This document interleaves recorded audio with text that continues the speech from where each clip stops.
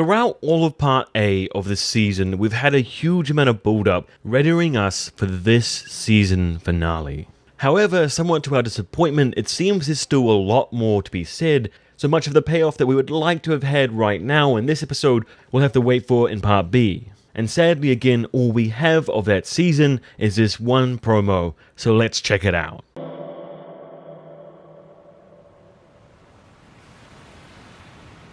So Bjorn, a character we have followed this entire season, the first son of Ragnar, an immensely big character in history, and a favourite on the show from the very beginning, is now dead. However, unlike Lagertha who died this season, we haven't gotten a funeral, a corpse, farewell speeches, a beautiful montage, and a scene to bring his story to an end. Like we've seen Vikings do many times before, the fight scene was very surreal. We cut in and out of illusionary scenes with symbolizing imagery and dialogue that wasn't truly taking place. Throughout the battle scene, they undermined our ability to interpret what was going on. They made us question who was winning, who was suffering, who was going to die. And so when out of nowhere Iver stabs Bjorn, we see him fall back and die before our eyes. It comes out of nowhere and we just can't believe it. So with that all in our minds, and we go from the shot of Bjorn on the beach to the sword, and then they show us this in the promo. I told you, Iver, you can't kill him. It's impossible. They show us a single rider at the head of the reassembled Vikings forces, holding Bjorn's sword that we saw on the beach, with dialogue directly from Viksid saying, Iver, I told you can't kill him, and a shot of Iver himself, seemingly in reaction to the rider, saying it's impossible.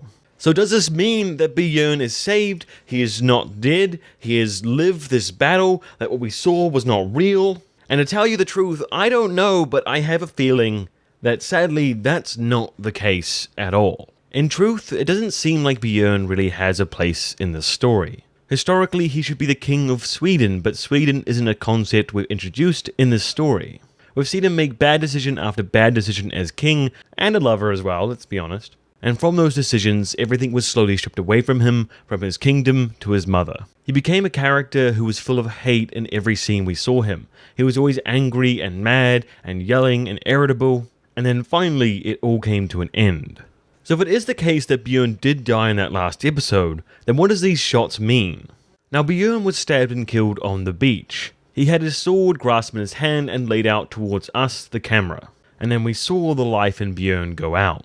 Now one character who was on dire straits, I can tell you that, but that we didn't really see die was Harold. He was still struggling in those very last moments and we never saw him again.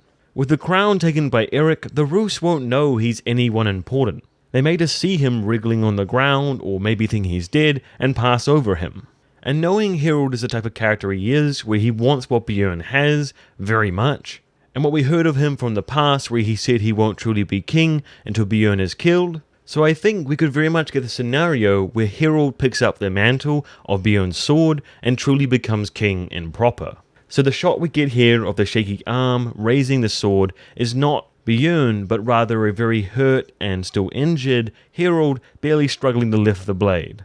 Perhaps the dialogue from Ivar and Viksid aren't really in the context of the scenario, or maybe they actually mistake the rider from a distance to be Bjorn, for a bit at least. Now, however, everything I've just said could be totally wrong. We only got a small amount of footage, a few out of context scenes and dialogue, so I definitely want to hear what you guys think about Bjorn's death and these shots and whether I'm right or not. So if you're like me and you were really excited to see Ubbe move out of Kattegat and expand his own story, then it looks like we're going to very much enjoy this part B. Clearly somehow Ubbe and the wanderer Athelstan managed to discover this new land he saw so long ago. However, before they set off on their journey, it seemed like some very violent things are going to happen again in Iceland. However, unlike before, it seems like more than just one family fighting another. So we got a shot of Ubbe fighting and cutting down what seems like a more Scandinavian looking person, so it means the shot's more likely in Iceland and not in his travels. And again another shot of Saltos Fatnos cutting down another warrior. Now I can't quite tell because it's not very visible in this shot, but it does seem like there's a carcass of what could be a whale here.